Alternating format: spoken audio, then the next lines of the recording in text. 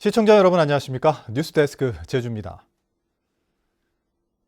신화월드 카지노 직원들이 고객들로부터 상습적인 폭언과 성희롱에 시달리고 있다는 폭로가 나왔습니다. 직원들은 감정노동자보호법이 시행된 지 2년이 지났는데도 회사가 법을 외면하고 있다고 사업주를 고발했습니다. 김찬현 기자입니다. 신화월드 카지노에서 2년째 딜러로 일하고 있는 김모 씨. 김 씨는 돈을 잃은 고객으로부터 살해 협박까지 당해 최근 외출도 못하고 있습니다. 너네 같은 애들은 총으로 된다. 내가 예전에 청구 살해를 해봤다. 너 같은 애들은 죽이는 거 진짜 아무도 모르게 죽일 수 있다. 이런 식으로 협박을 하셔갖고 그게 너무 무서워서 뭐 아무것도 할 수가 없었어요. 동료 딜러인 이모 씨도 상습적인 폭언과 성희롱에 시달리고 있지만 회사에서는 어떤 대응도 하지 않아 참고 넘기는 수밖에 없다고 하소연합니다. 폭언도 많이 듣고 성희롱 같은 것도 좀 많고, 그러니까 그때 직원을 약간 보호해줬어야 되는데 오히려 손님한테 가서 약간 우리 직원들을 보란 듯이 손님 비위를 다 맞춰주고. 제주 관광 서비스 노조가 신화월드 카지노 직원 139명을 조사한 결과 폭언과 성희롱 피해 정도는 심각했습니다. 응답자의 95.7%가 폭언을 들었고 성희롱 피해는 54.7%로 절반을 넘었습니다. 또 4명 중 1명은 협박을 당하기도 했습니다. 하지만 회사가 고객에게 주의를 주는 경우는 18%에 그쳤고 77%는 오히려 고객에게 사과했습니다. 신화월드 카지노 조합원들은 국회에서 기자회견을 열어 비참한 노동 실태를 폭로하고 대책을 마련하라고 요구했습니다. 또 사업주를 산업안전보건법 위반으로 고발했습니다. 오히려 피해 직원들은 이러한 일을 당하고 징계를 당했습니다.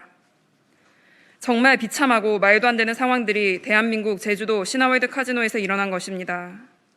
신화월드 측은 입장문을 통해 고객 갑질 사례는 접객업 종사자 모두가 겪는 문제라며 앞으로 직원들의 의견을 더 수렴하고 폭언이나 폭행 금지 안내문을 추가로 게시하겠다고 밝혔습니다. 고객의 폭언이나 폭행 등으로 응대 노동자에게 건강 장애가 생기지 않게 사업주의 조치를 의무화한 산업안전보건법이 개정됐지만 현실은 나아지지 않고 있습니다. MBC 뉴스 김찬현입니다. 제주 지역 62번째 코로나19 확진자가 발생했습니다. 제주도에 따르면 62번째 확진자 A씨는 61번째 확진자와 함께 제주에 온 수도권 거주자로 어제 오후 제주보건소 선별진료소에서 검체 검사를 받고 격리하던 중 오늘 확진 판정을 받았습니다. 제주도는 현재 별다른 증상이 없는 A씨를 제주의료원 음압병상으로 보내 격리 치료하고 A씨의 방문지와 접촉자에 대한 역학조사를 벌이고 있습니다.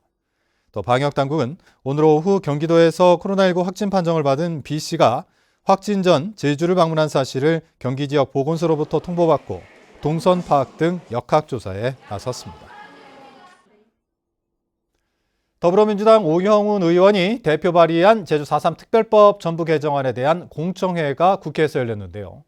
이 4.3 사건의 정의와 추가 진상조사 등을 놓고 여야 의원 사이의 의견이 엇갈려 국회 심사 과정에서 진통이 예상됩니다. 보도에 오승철 기자입니다. 국회 행정안전위원회 법안심사 제1소위원회 주최로 열린 4.3 특별법 전부 개정안 공청회. 희생자와 유족에 대한 배보상과 불법 군사재판 무효화는 물론 4.3의 정의와 추가 진상조사까지 쟁점이 됐습니다. 야당 의원들은 4.3 사건을 보다 명확히 하고 희생자와 피해자의 범위를 새로 규정하기 위해 추가 진상조사가 필요하다며 이런 내용을 담은 별도의 4.3 특별법 전부 개정안을 준비하고 있다고 밝혔습니다. 지금도 풀리지 않은 과제들이 많이 있습니다. 그래서 진상조사부터 더 해야 된다. 또 이 보상을 어느 정도 누구한테 얼마나 해야 되느냐. 또 명예회복이라는 게 과연 그 실체를 갖고 어떻게 해야 될 것인지. 여당에서는 발목 잡기가 될 수 있는 만큼 법안 심사 과정에서 야당 의견을 충분히 반영하겠다는 입장입니다. 재개정안을 다시 낸다는 이유로 법안 심사를 늦추거나 이렇게 된다면 연내 통과는 불투명해지는 것입니다. 그래서 저는 야당의 주장을 법원 심사 과정에서 충분히 야당의 주장을 반영할 준비가 되어 있기 때문에 사전투표법 개정하라! 120여 개 시민사회단체로 구성된 4.3 특별법 개정 쟁취 공동행동은 정부와 국회가 초당적으로 협력해 4.3 특별법을 올해 안에 통과시키라고 목소리를 높였습니다. 4.3 특별법 개정을 통해서 억울하게 희생되신 영혼과 고령이 유족 그리고 도민을 위로해 주시면 고맙겠습니다.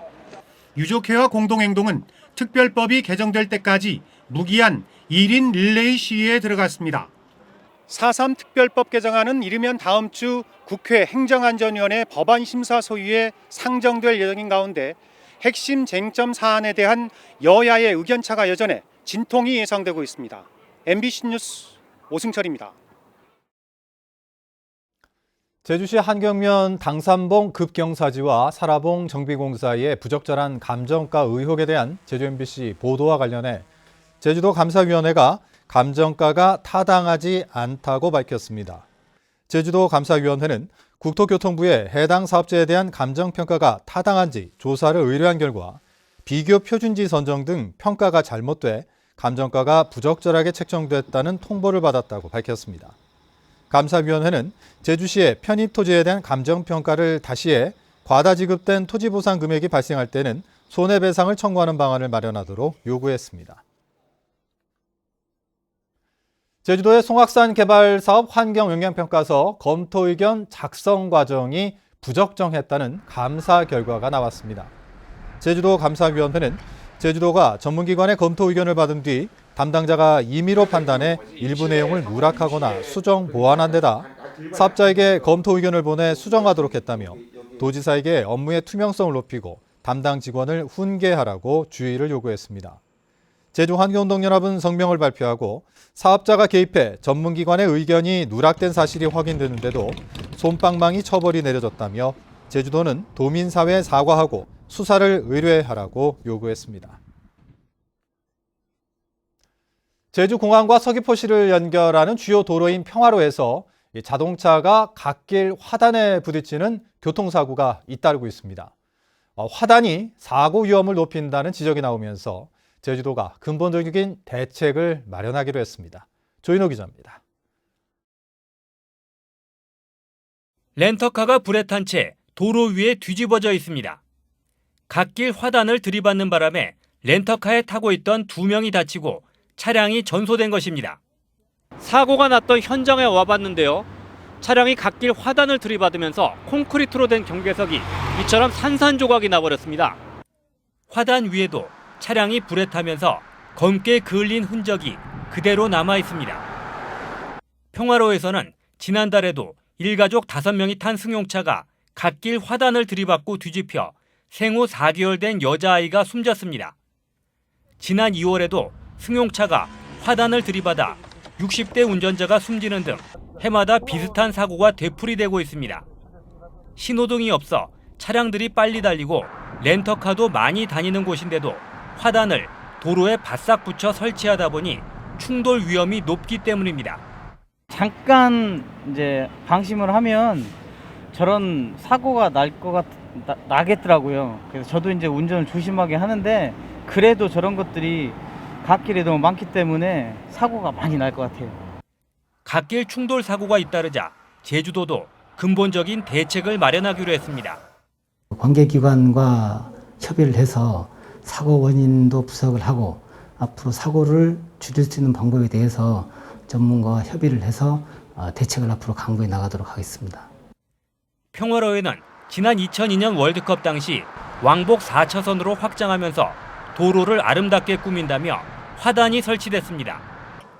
하지만 교통사고가 잇따르자 중앙분리대의 절반은 철제 가드레일로 교체됐고 갓길에 남아있는 화단도 골칫덩어리가 되고 있습니다. MBC 뉴스 조인호입니다. 지난 21대 총선 당시 선관위가 요구한 CCTV 자료를 폐기한 제주 시내 한 식당 주인이 재판에 넘겨진 것으로 뒤늦게 확인됐습니다.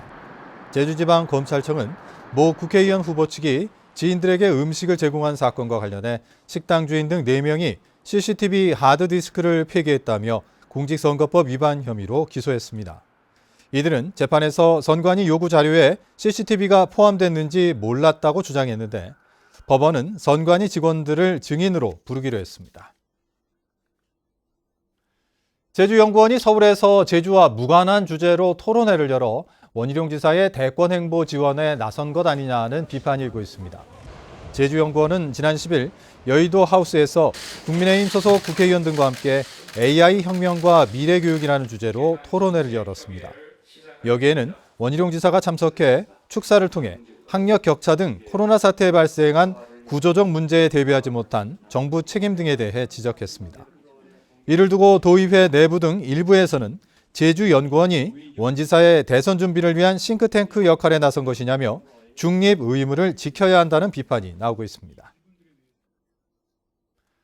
어제 오후 4시쯤 제주시 조천읍 신흥리 방파제 인근에서 멸종 위기종인 푸른바다 거북 사체가 낚싯줄에 걸린 채 발견됐습니다. 푸른바다 거북은 길이 75cm에 무게 30kg으로 죽은 지 4, 5일 정도 지난 것으로 추정됐는데 해경은 불법 포획 흔적은 없었다고 밝혔습니다. 오늘 오후 1시쯤 서귀포시 대포포구 인근 맨홀에서 오수가 역류해 5시간가량 정화되지 않은 오수가 바다로 유출되는 사고가 발생했습니다.